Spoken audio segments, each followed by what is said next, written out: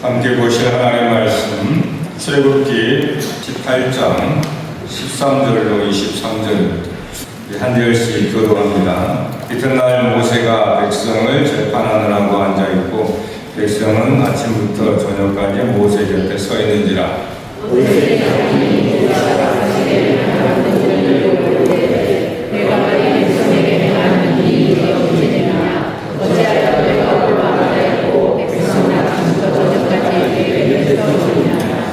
모세가 그의 장인에게 대답하되 백성이 하나님께 물으려고 내게 오니라. 그들이 있으나 내게 오나니 내가 그들의 덕을 받아야 하는 나의 일대와 법도를 알게 하리라. 모세의 장인이 그에게 이르되 내가 하는 것이 옳지 못하도다. 너와 함께하는 백성이 일이 않도록 되는 자니 이 일이 내게 너무 부족함이라. 내가 혼자로서 없으리라. 이제 내 말을 들으라. 내가 네게 방침을 가르치리니 하나님이 너와 함께 계실지로다. 너는 하나님 앞에서 그 백성을 위하여 그 사건들을 하나님께 가져오며 그들의 일들과 법도를 가르쳐서 사탄이 갈 길과 할 일을 그들에게 보이고 너는 또 온 백성 가운데서 능력 있는 사람들 곧 하나님을 두려워하며 진실하며 불의한 일을 미워하는 자를 살펴서 백성 위에 세워 천부장과 백부장과 59장과 19장을 삼아 그들이 그를 따라 백성을 재판하게 하다가 은인은 모두 내게 가져갈 것이요 장관은 그들이 스스로 재판할 것이니 그리하면 그들이 너와 함께 감당하였은즉 일이 내게 있으리라. 같이 내가 만일 이 일을 하고 하나님께서 내게 허락하시면 네가 이 일을 감당하고 이 모든 백성도 자기로서 정하리 하리라. 아멘. 할렐루야. 네. 오늘 말씀의 제목 한번 읽어볼까요? 보냄받은 사람. 네, 누가 보냄받은 사람인가? 보냄받은 사람은 누구인가? 이 말씀의 제목을 통해서 오늘 각자에게 주시는 또 부름받고 보내는 하나님의 뜻을 알기를 바랍니다. 출애굽 이후에 이제 오늘 장면은 모세가 백성들을 다스리는 그 장면인데 어느 날 장인 이드로가 모세의 소식을 듣고 그래 찾아옵니다.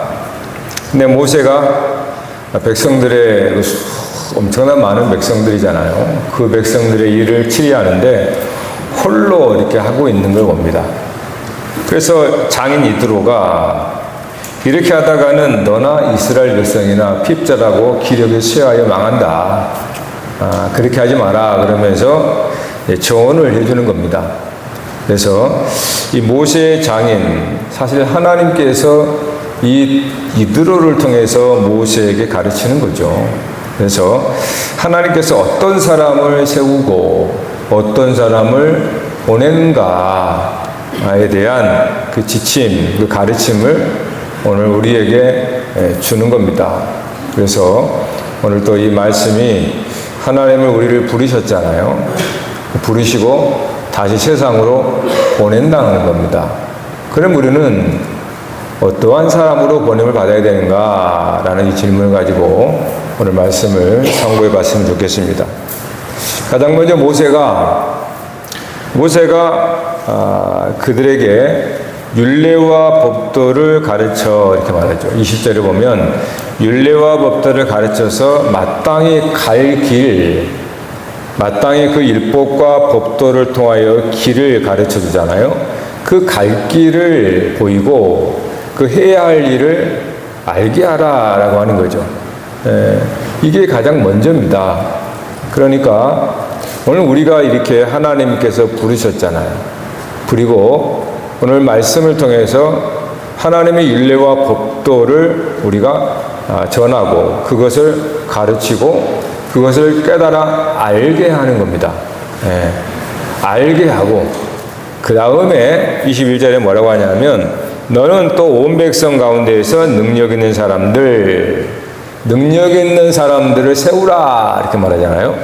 근데 여기서 중요한 게 성경은 즉 그 능력이란 하나님을 두려워하며 진실하며 불의한 이익을 미워하는 자를 살펴서 이렇게 천부장과 백부장 10부장 이렇게 세워라 이렇게 말합니다. 능력 있는 자를 세운다 이렇게 말해요. 예.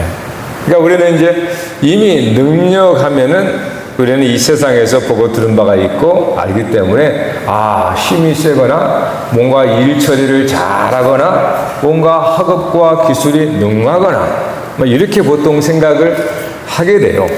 예. 자, 그런데 우리가 앞서서 모세가 하는 일을 봐야 됩니다. 모세가 뭡니까? 아무것도 가르치지 않은 상태에서 저들이 애굽에서 살 때에 애굽에 유력자들이 있었고 저력가들이 있었고 또 대단히 싸움 잘하는 사람들이 있었으니까 그 사람들 중에 택할까? 그게 아니고 하나님의 율법과 율례를 가르치고 그것을 깨달아 아는 사람, 그것이 능력이다 이 말이에요. 그래서 하나님을 경외하고 진실하다 그 말은 하만, 즉 아멘이라는 말입니다. 아멘하는 사람, 즉 하나님의 말씀을 믿음으로 온 마음으로 받아들이는 사람, 이런 사람은 삶 속에서 불이한 이익을 미워하는 자라 이 말이에요. 그러니까 하나님의 말씀을 알고 깨달은 사람의 삶 속에서 불의를 미워하는 사람, 이런 사람을 능력이라 이렇게 말합니다. 그러니까 우리가 가장 먼저 생각을 정리해야 될 게 능력 자체가 무엇인가 라기보다도 그 능력이 하나님이 말한 능력이 무엇인가.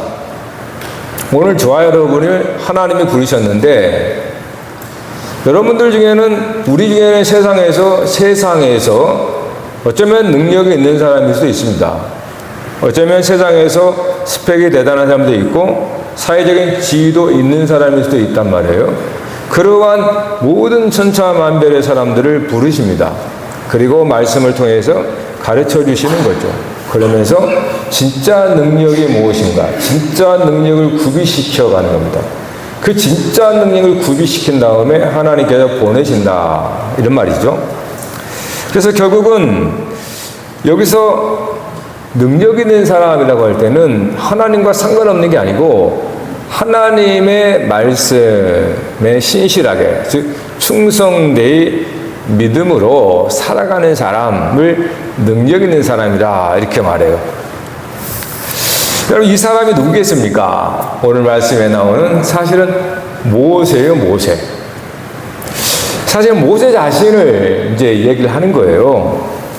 모세는 하나님께서 부르셨고 다시 하나님께서 구비시킨 다음에 보냈잖아요. 이스라엘 백성들을 이제 구원하라고. 그래서 모세 자신에게 일어난 일을 이야기하는 겁니다. 여러분, 물론 모세는 처음부터 능력이 출중한 사람이었어요. 오늘날 말하면 금수저. 자, 여기서 말하는 처음부터 능력이 있는 사람이라는 것은 그는 애굽 바로의 궁전에서 자란 사람입니다. 애굽의 왕자였어요. 두말할 필요가 없죠. 무슨 설명이 필요하겠습니까? 그는 그 애굽의 학술과 애굽의 기술에 능통했다 그랬습니다. 얼마나 말을 잘하는지 몰라요. 그러니까 모세는 처음부터 그러한 애굽 바로의 왕자로서 갖춰야 할, 그 당시 애굽의 세계에서 갖춰야 할 그 모든 능력을 갖고 있는 사람입니다. 그러나 그에게는 하나님의 능력은 없었어요. 그것을 어떻게 나타나는가? 이 모세가 자기가 히브리인이라는 것을 이제 알게 되잖아요. 바로의 왕자인데 자기의 출신 성분을 이제 알게 되는 겁니다. 내가 히브리인이라는 것을. 물론 여전히 그는 왕자죠. 왕자의 권한을 갖고 있는 사람입니다. 그래서 어느 날 이제 가는데 저기서 애굽인이 자기 히브리인을 괴롭히는 것을 보게 되는 거예요. 그래서 이제 의분이 차서 내가 이들을 구해야 되는데 가서 어떻게 합니까?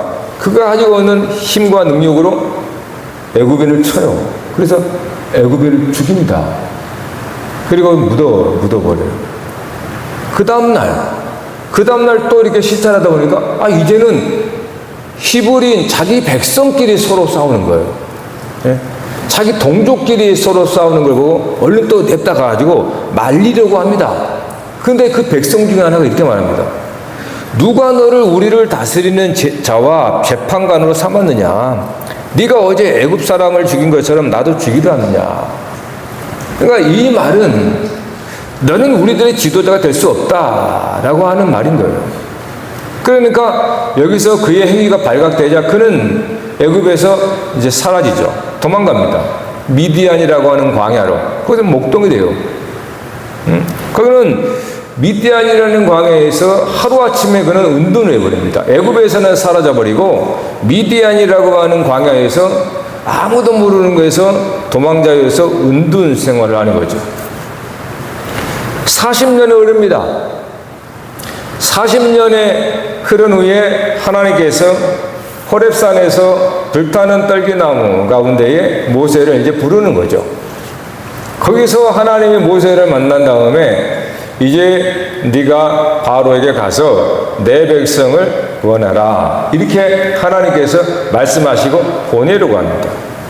그때 40년 애굽의 왕자였을 때의 모세였다면 당연히 제가 가야죠. 저 말고 누가 있겠습니까? 애굽의 왕자로서의 권세와 능력과 출중한 사람인데, 그런데 40년 후 모세는 내가 누구이기에 바로에게 가겠습니까? 나는 입이 둔하여 말을 못합니다. 저는 못합니다. 이렇게. 그러자 하나님께서 뭐라고 합니까? 내가 반드시 너와 함께 있으리라 얘기하는 거예요. 그리고 이어지는 이 출애굽, 모세가 애굽에 가서 이스라엘 백성을 건지는 출애굽의 사건은 모세의 능력을 이스라엘 백성들에게 드러내는, 보여주는 하나의 사건입니다. 그러니까 모세의 능력이 무엇인지를 이스라엘 백성들 속에서 나타내는 겁니다. 여러분, 모세가 어떻게 출애굽을 시켰나요? 모세가 바로에 갈 때에 아주 잘 따르는 용맹한 군사들을 대동하고 갔습니까? 모세가 갑옷을 입고 갔습니까? 모세가 창과 칼을 가지고 바로 왕 앞에 갔습니까? 아니에요. 모세는 목동입니다. 그는 목동의 행색을 가지고 지팡이 하나, 목동에 갖는 막대기 지팡이 하나 들고 바로에게 갔습니다. 여러분, 이 행세를 보면은 뭐 하자는 겁니까? 누구도 모세 행세를 보고 위협을 받거나 모세 행세를 보고 싸우자는 모습으로 보이지 않습니다. 그렇게 모세는 바로에 가서 이야기를 하는 거예요. 하나님의 말씀을 전하는 겁니다. 모세는 이스라엘 백성들에게 무기를 주어서 비밀리에 훈련을 시키거나 그래서 애굽의 군대들과 싸워서 애굽에 나온 게 아닙니다. 이스라엘 백성도 할 것이 저들을 똑같이 하나님 말씀대로 유월절 어린 양을 잡아서 문설주에 피 바르고 밤이 새기 전에 그 양고기를 먹으라는 겁니다. 그들이 무슨 칼을 갈았습니까? 밤새 전략과 전술을 세운 것도 아닙니다. 그냥 그렇게 먹고 마시는 거예요. 그럼 그렇게 나온 겁니다. 그러니까 출애굽 사건은 모세의 능력이 무엇인지를 드러내는 겁니다. 모세의 능력은 하나님 말씀을 믿는 능력이에요. 그래서 믿음은 능력이라고 하는 겁니다. 네. 이전에 애굽의 왕자였을 때는 바로의 왕자니까 그의 손에는 왕자의 홀이 잡혀 있었습니다. 네. 그는 군마를 이끌고 군복을 입고 얼마나 대단한, 사람들이 지나가면 엎드릴 정도로 대단한 위세가 등등했던 사람입니다. 그런데 그때 그는 하나님의 일로 부르심을 못 받았습니다.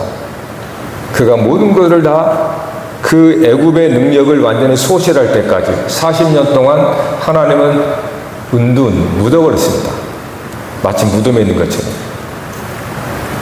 모세의 능력은 뭡니까? 하나님께서 우리를 부르셔서 우리가 세상에서 물론 상대적으로 힘이 있거나 능력이 있거나 성공했거나 다 그럴 수 있습니다. 그러나 하나님은 우리를 부르셔서 세상에 다시 보낼 때는 무장해제시키는 거예요. 여러분이 세상에서 어떤 명예를 갖고 어떤 능력 가지고 어떤 재력을 갖고 있을지 모르나 하나님이 그런 누구라도 구분하지 않고 다 부릅니다. 세상에서 어떤 자격이나 어떤 조건이 없어요. 그가 누구이든 상관없습니다. 하나님은 다 부릅니다. 그러나 다시 보낼 때는 세상의 모든 것들을 무장해제 시켜버려요. 그리고 여러분을 세상에 보내는 거예요. 즉 능력이 무엇입니까? 세상에서 우리가 보고 들을 때는 물질이 많고 적음이겠죠. 땅이 많고 적음, 무슨 또 스펙이 대단하거나 학업이 출중하거나 그런 게 세상에서의 능력이죠. 여러분 하나님이 그런 사람을 부른다고 착각하지 마세요. 물론 그런 분들도 부릅니다. 또 없다 그래서 안 부르는 것도 아니에요. 부름에서는 조건이 없어요. 모두 하나님을 다 부릅니다. 그러나 보냄받을 때는 다릅니다. 보냄받을 때는 완전한 무장해제 시켜버려요. 세상에서 내가 가졌던 그 모든 이름들을 다 삭제시켜버립니다. 그리고 보내는 거예요. 그때 그 사람은 능력이 뭐겠습니까? 자기의 능력이 아니에요. 하나님의 말씀을 믿는 믿음의 능력입니다. 그래서 믿음은 능력이라고 그러는 거죠. 믿음으로 구원받는다라는 것은 믿음이 능력이라는 뜻입니다. 그럼 그 믿음이라는 뭐냐? 하나님의 말씀을 믿는 믿음이에요. 믿음이 우리를 구원한다 그렇게 말씀하는 거잖아요. 예? 하나님의 말씀대로 내가 믿으면 그 말씀대로 나를 하나님께서 이루겠다라는 거예요. 그 말씀이 내게 이루어지는 거예요. 그게 능력입니다. 창조의 능력이라고 말하는 이유는 하나님의 말씀대로 이루니까 능력이라고 하는 거죠. 능력은 저와 여러분이 갖고 있는 재력이나 여러분의 건강이나 여러분 세상에서의 어떠함이 아닙니다. 하나님은 누구나 하나님께 부를 수는 있어요. 그러나 보냄받을 때는 전혀 그렇지 않습니다. 동일하게 모두를 다 무장해제 시킵니다. 그리고 하나님 말씀 지팡이만 딱 쥐어주는 거예요. 모세가 목동 행세를 가지고 말씀 지팡이를 딱 갖고 가는 거죠. 그 말씀 지팡이는 믿음입니다. 믿음의 지팡이죠. 이 믿음의 지팡이를 가지고 가는 거예요. 나일강에 지팡이를 딱 내려라. 그게 하나님 말씀이었단 말이에요. 우리 생각이 많으면 못합니다. 아니 지팡이를 내린다고 하면 어떻게 되겠어요? 내리니까 어떻게 돼요? 피바다가 되잖아요. 하나님의 말씀이 곧 능력입니다. 그러므로 그 말씀을 믿는 믿음이 곧 능력이라는 거예요. 오늘 저와 여러분이 하나님이 세상에 보낼 때는 세상에서 사는 동안에는 우리끼리는 모르겠어요. 세상에서는 내가 어떤 가문에서 나오냐, 나의 학벌이 뭐냐, 내 스펙이 뭐냐, 그것이 능력으로 역사하겠지만 적어도 하나님의 사람으로 와서 하나님의 백성으로 다시 세상에 보낼 때는 아무런 능력이 없어요. 즉 하나님의 말씀만을 내가 믿고 가는 겁니다. 그것이 능력이에요. 결국 이런 모세를 통해서 우리가 볼 수 있는 분이 바로 그리스도 예수죠. 모세는 예수 그리스도의 예표니까 결국 그 예표 되신 모세를 통하여 오늘 우리 가운데 계시는 그리스도를 보게 됩니다. 예수 그리스도께서는 요한복음 14장에 뭐라고 내가 곧 길이요 그럽니다. 내가 곧 길이요 진리요 생명이니 모세가 네가 율례와 율법을 가리켜서 그들에게 갈 길을 가르쳐라 그랬잖아요. 예수님은 하나님의 길을 설명하기도 하지만은 설명보다는 내가 길이다 그렇게 말합니다. 사실 선지자는 우리들은 어떤 면에서 물론 하나님의 길은 이쪽이야 라고 말할 수는 있어요. 그러나 그보다는 내가 곧 길이다 라고 하는 예수 그리스도와 같이 우리의 삶 자체가 길이 되어야 된다는 거예요. 따라서 따라서 길이 따로 있는 것이 아니라 예수 그리스도가 길입니다. 자, 예수님은 어떻게 그 길을 보여주셨나? 예수님의 삶이 곧 길이니까 그 삶을 봐보세요. 당시 유대는 로마 식민지였습니다. 로마 황제의 식민지 지배 가운데 있었잖아요. 특별히 어제가 광복절 했는데 어떤 식민지 지배 가운데, 즉 로마의 평화, 로마 제국은 평화의 시대입니다. 로마의 평화가 어떻게 이루어지느냐? 로마 황제의 힘이었습니다. 로마 황제의 능력에 의해서 로마의 평화의 시대가 있었습니다. 역사적으로. 그래서 팍스 로마나라고 그래요. 평화의 시대라는 거예요. 로마 때. 근데 그때 예수님께서 다른 길을 보여주시는 겁니다. 즉 평화라고 하는 것은 인류의 궁극적인 목적이고 천국이란 말이에요. 하나님의 나라란 말이에요. 로마의 평화는 로마 황제의 손의 무력에 의한 평화입니다.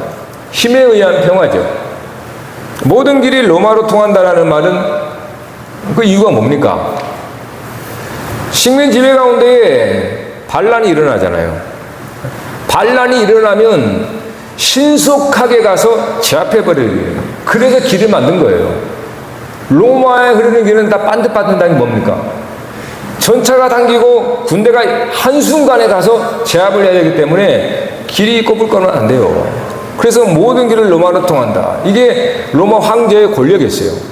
무력으로 모든 평화를 위협하는 반란 세력들을 다 제압해버리는 겁니다. 그러나 예수님은 다른 평화를 말하는 거예요.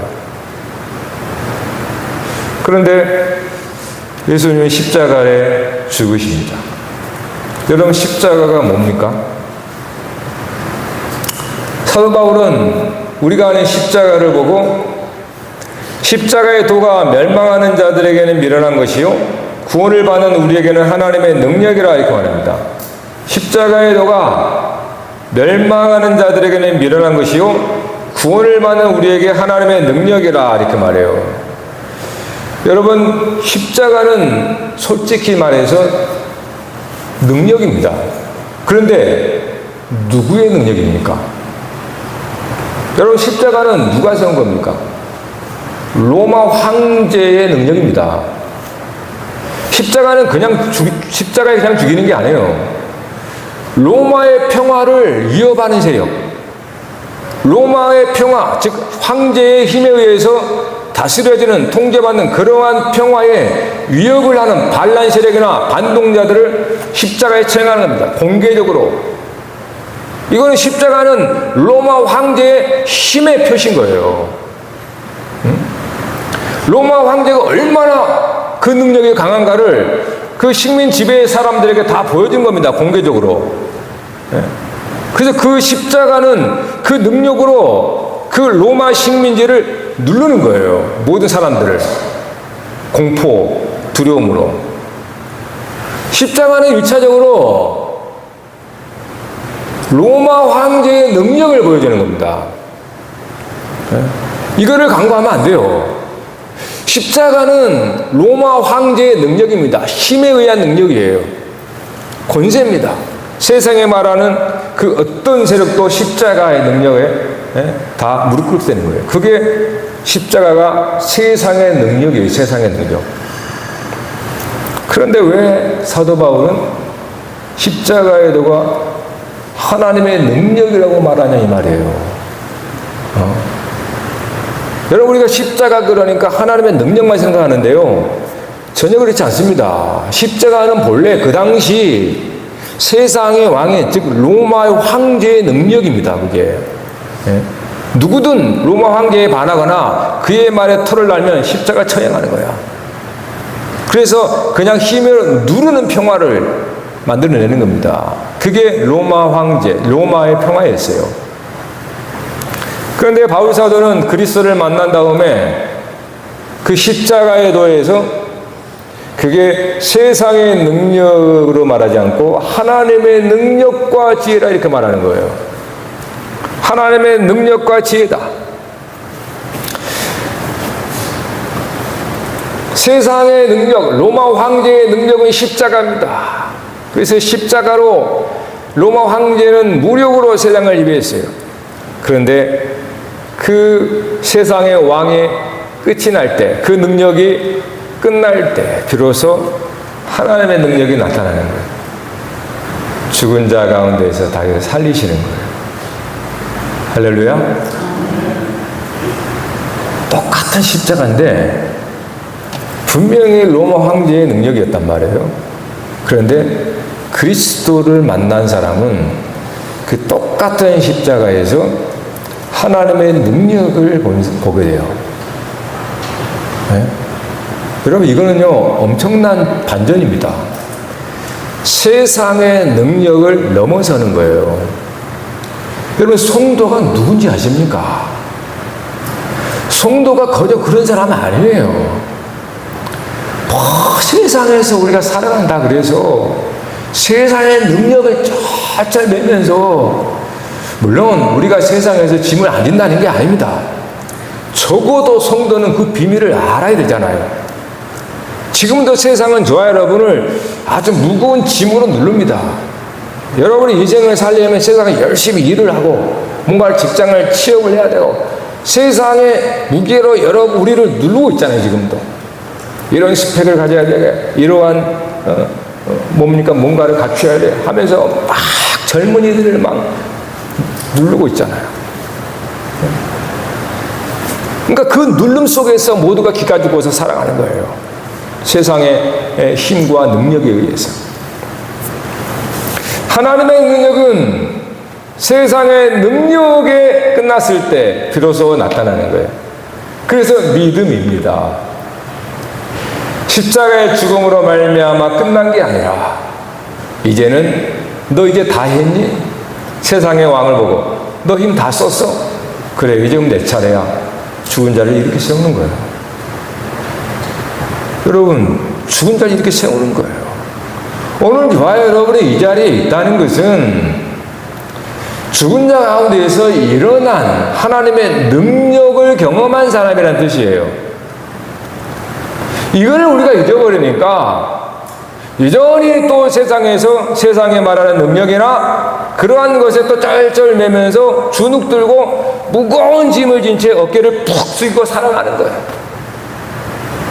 적어도 성도는 그리스도와 함께 십자가를 지고 그와 함께 죽고 여기까지는 세상의 능력이 승리하는 것 같아요. 그런데 사후 후에 다시 일어서더라는 거예요. 오늘 우리 중에는 그런 경험을 하는 사람도 있을 겁니다. 지금도 그런 경험을 할 수 있어요. 네. 여러분 인생에 지금 걱정 근심으로 막 누리죠. 여러분은 내일을 어떻게 살 건가? 직장을 어떻게 잡을 건가? 어떻게 결혼할 건가? 막 누리죠. 세상의 제도와 법이나 전통이나 관습이나 문화나 이런 것 속에서 거기서 자유해야 됩니다. 어떻게 해요? 그리스도의 능력을 아셔야 됩니다.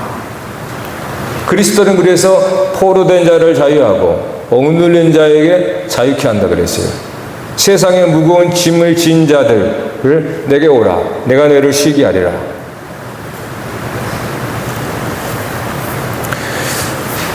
그래서 사도 바울이 전한 복음은 뭡니까?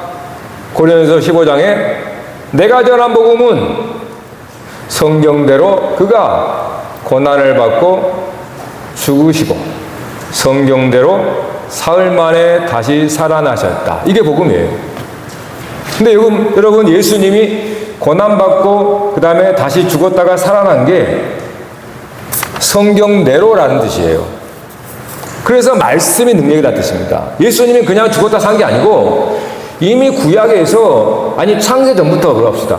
구약에서 이미 하나님께서는 그런 방식으로 행한다는 것을 계속해서 말씀한 거예요. 창세기부터 시작해서 계속해서 하나님은 고난을 받고 죽었다가 살아나는 거야. 이 얘기를 수천 번 반복하는 겁니다. 그래서 예수님이 성경대로 예수님이 그 구약의 말씀을 온전히 믿은 거잖아요.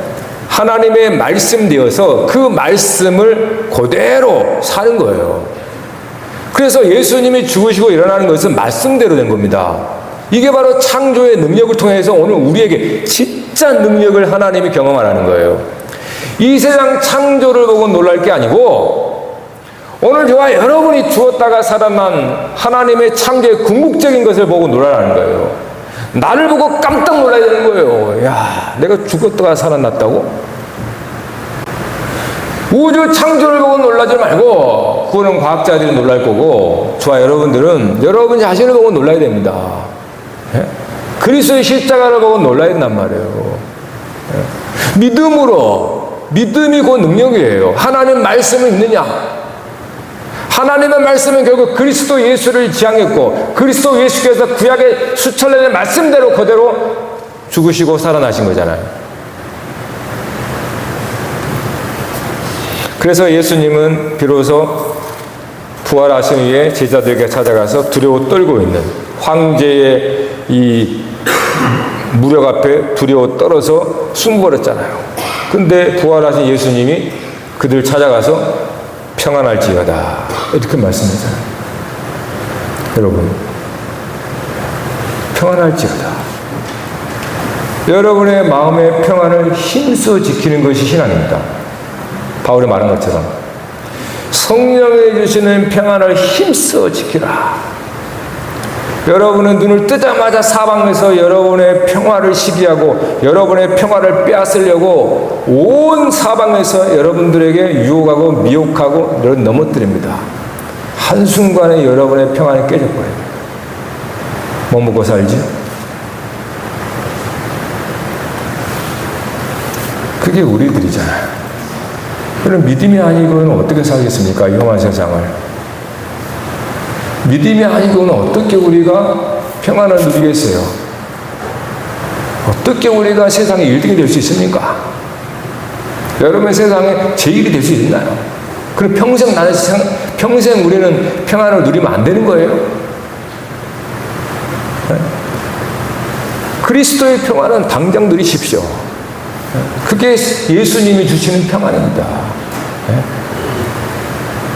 그래서 누가복음 10장에 보면 오늘 본문과 유사한 장면이 나와요. 예수님이 70명의 제자들을 부르시죠. 그리고 그들을 둘씩 짝을 이어서 세상으로 파송을 합니다. 보냅니다. 그때 예수님이 이렇게 말씀하세요. 전대도 가지지 말고 배낭도 가지지 말고 흰도 가지지 말라. 아무것도 가지지 말라. 그리고 보내는 겁니다. 그러면서 예수님 또 이런 얘기 하세요. 갈지어다 내가 너희를 보냄이 어린 양을 이리 가운데 보낸 것 같도다. 아니 양을 늑대한테 보낸다면 적어도 갑옷을 좀 입혀주거나 살 수 있도록 좀 칼과 창을 좀 준다든가 상식적으로 그렇게 보내야 되잖아요. 양을 이리 가운데 보낸 사람도 없겠지만 굳이 보낸다면 그가 좀 물려도 아프지 않게끔 뭔가 좀 해야 되잖아요. 근데 예수님이 뭐라고 하니까 그냥 아무것도 가지지 말라는 거예요. 예수님의 길을 보여주고 있는 겁니다. 예수님을 배신하는 자들이 그냥 온 게 아닙니다. 로마 세상의 힘을 대동합니다. 빌라도의 힘, 그렇죠? 병사들 대동하잖아요. 예수님이 뭐라고 합니까? 나를 잡으려고 너희들이 몽둥이와 망치를 가지고 왔니? 내가 그런 사람이야? 여러분, 예수님은 우리를 보낼 때 아무것도 가지지 않습니다. 그걸 제가 무장해제해야 한다고 그랬어요. 여러분이 세상에 보낼 때 마치 하나님 우리에게 엄청난 세상의 능력을 줄 것 같죠? 아니요. 있는 능력도 뺏어버립니다. 여러분이 갖고 있는 것도 의지하지 못하도록 해버려요. 마치 모세가 애굽 바알의 왕자로서 그 능력이 있었잖아요. 근데 40년 동안 완전히 그 가지고 있는 모든 애굽에서 배운 학술과 능력과 기술을 다 뺏어버립니다. 그리고 지팡이 하나, 즉 말씀만 가지고 가는 거예요. 사람들은 세상은 그를 보고 무시하겠죠. 바로가 엄청 무시했을 겁니다. 고작 40년 후에 나타나는 게 뭐 목동이 되게 나타나는가. 그러나 여러분, 모세는 그것 이제 사람이 바뀐 겁니다. 이전에는 그런 외적인 능력, 세상의 애굽의 바로에서 배운 거 가지고 능력인 줄 알았어요. 그래서 애굽인도 쳐서 죽였어요. 그만큼 능력이 있었습니다. 근데 40년 후에 모세는 그게 참 능력이 아니라는 걸 봅니다. 그래서 바로의 행색은 몰골이고 목동이었고 지팡이였지만 바로의 조롱거리나 바로의 신하들이 엄청 멸시했을 거잖아요. 모세는 흔들리지 않습니다. 왜요? 그의 마음에는 하나님의 말씀을 믿는 믿음의 능력이 있기 때문에 그래요. 바로가 사람인데 사람의 말이 하나님의 말과 같겠습니까? 하나님의 말씀을 받은 사람은 세상의 말에 좌우되지 않을 겁니다. 여러분이 하나님을 어떻게 믿고 어떤 분으로 섬기는가가 중요하지, 여러분이 예수 그리스도를 영접한다는 것, 여러분 안에 거룩한 성령님이 계시다는 것, 이러한 가르침과 이러한 것이 여러분 안에 실제로 어떻게 역사하는가는 다른 문제입니다. 심지가 견고하다는 것은 여러분의 그 말씀을 믿는 믿음이 견고하다는 거죠. 그러니까 우리의 삶은 이전의 삶과는 다른 이전의 삶으로 저와 여러분이 평안을 누리고 안전을 누리려고 하면 안 됩니다. 그러면 결국 그 평안은 깨지게 되어 있거든요.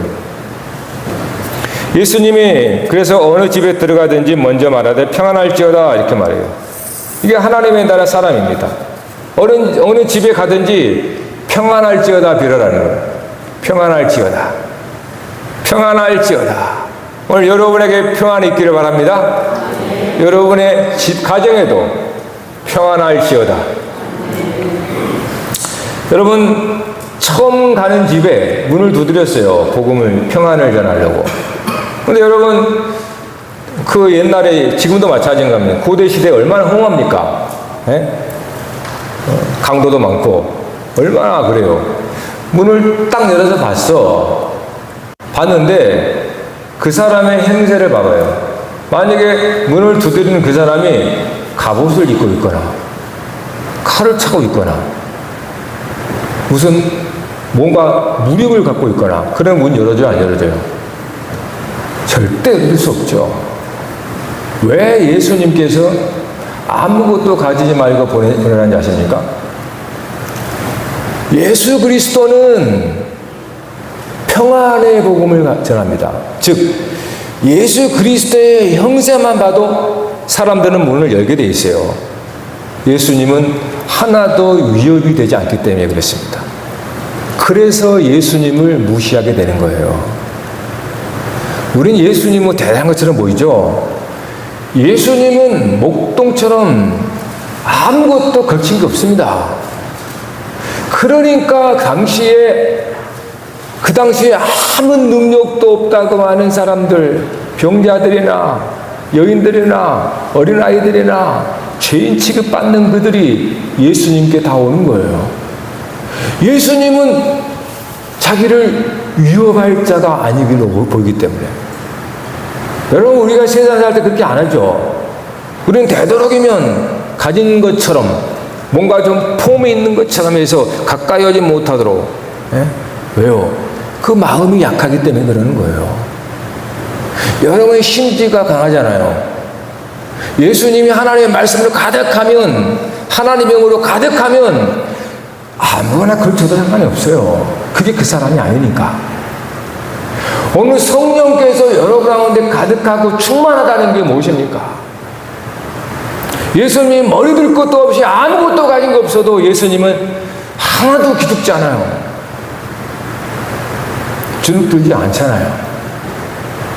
세상을 살아가는 저와 여러분, 적어도 예수 믿는 사람들은 기가 살아야 됩니다. 할렐루야. 우리가 뭐 가진 게 없지 믿음이 없습니까? 우리의 믿음은 하나님의 말씀이에요. 마치 오뚜기와 같은 신앙이란 말이에요. 계속 우리는 세파이에서 넘어지죠. 이것 때문에 넘어지고 그러나 다시 일어나는 거예요. 믿음으로. 이것이 우리는 넘어질 수 없다는 게 아니라 넘어지지만 일어서는 거예요. 그게 여러분 우리가 하나님 우리 주시는 믿음이에요. 결코 세상은 이러한 믿음을 이길 수가 없습니다. 할렐루야. 그래서 어린 양과 같은 모습으로 가는 거예요. 왜요? 그래야 사람들이 문을 활짝 열어줄 거 아니에요. 예? 여러분들이 정말 뭔가 고관 대작처럼 그렇게 가면 열어주겠어요? 혹시 내 걸 빼앗으려고 그러는 거 아니야? 혹시 나를 넘어뜨리려고 하는 게 아니야? 내가 너를 이길 것이다라는 그런 말이 아닙니다. 내 말을 들어라. 그러한 뉘앙스로 풍기는 게 아니에요. 주님이 제자들에게 찾아갈 때 주님은 청문천사를 대동하거나 무슨 빛나는 갑옷을 입거나 그렇게 예수님의 제자들이 가지 않았습니다. 똑같이 세마포를 입고 못자국 옆구리 다 보이셨어요. 그러니까 이 제자들이 평안을 얻는 거예요. 결국 능력 있는 사람은 자기가 강한 사람이 아니에요. 그러나 여러분의 속이 강한 사람입니다. 속 사람이 강한 사람. 오히려 자기 힘이 끝났다는 것을 알고 하나님의 말씀만을 붙들고 살아가는 사람. 마치 모세처럼. 이전에는 애굽 세상의 능력을 가지고 자기의 능력을 과시했지만 이후에는 하나님의 말씀의 지팡이만 가지고 살아가는 사람. 그것이 끝내는 일입니다. 여러분을 세상에서 자유케 합니다. 우리는 신앙생활 하면서 자꾸 이렇게 생각을 해요. 내가 무엇을 할 수 있을까? 내가 어떻게 사람들을 변화시킬까? 내가 어떻게 문제를 해결할까? 물론 필요합니다. 그러나 그 이전에 내게 능력이 무엇인가를 먼저 생각해야 돼요. 내게 능력이 무엇인가? 그 능력에 의해서 여러분들의 문제와 여러분들의 모든 것은 달라집니다. 하나님의 말씀의 능력을 붙든다면 아무런 것이 문제가 되지 않겠지만 여러분이 여러분 자신이 갖고 있는 육신적인 능력을 여러분 능력으로 삼는다면 세상 모든 것은 여러분들은 무너뜨리게 돼 있어요. 교회는 성도는 무엇을 손에 들고 사람에게 나가야 합니까? 아무것도 들으면 안 됩니다. 교회는 세상 앞에 조롱과 멸시받는 그것이 당연한 거예요. 만일에 교회가 세상에 위협이 된다? 그건 교회가 아닙니다. 죄송하지만. 교회가 무슨 정치와 세력과 권세를 가지고 세상에 나간다? 그건 예수님이 없는 교회예요. 예수님은 아무것도 가진 것 없습니다. 아무런 권세도. 근데 누가 예수님을 죽입니까? 하나님의 이름을 가지고 세상과 결탁을 하는 사람들이에요. 오늘 저와 여러분이 예수님을 따라간다면 우리는 세상에 위협된 존재가 되서는 안 되는 겁니다. 평화의 사자가 되어야 되는 거예요. 당연히 그런 세상은 우리의 겉의 능력을 보겠죠. 그래서 때로는 폄하하고 막말도 하고만 그럴 겁니다. 그러나 진짜 여러분 안에 말씀이 여러분 안에 내재되고 그 말씀의 능력을 믿음으로 사는 사람은 그렇게 흔들리지 않을 거예요. 마치십시다. 하나님은 오늘 또 사람을 찾으십니다. 그러나 보낼 때는 하나님의 능력을 가지고 보냅니다. 오늘 저 여러분이 교회에 왔지만 여러분이 돌아갈 때는 모든 걸 다 내 손에 붙잡고 있는 것을 내려놓고 하나님의 말씀의 능력을 붙들고 여러분 자신도 평안하고 여러분의 가정도 평안이 있고 여러분이 가는 어느 지역에도 평안의 사도로서 살아가는 저와 여러분 되기를 바랍니다. 기도하십시오.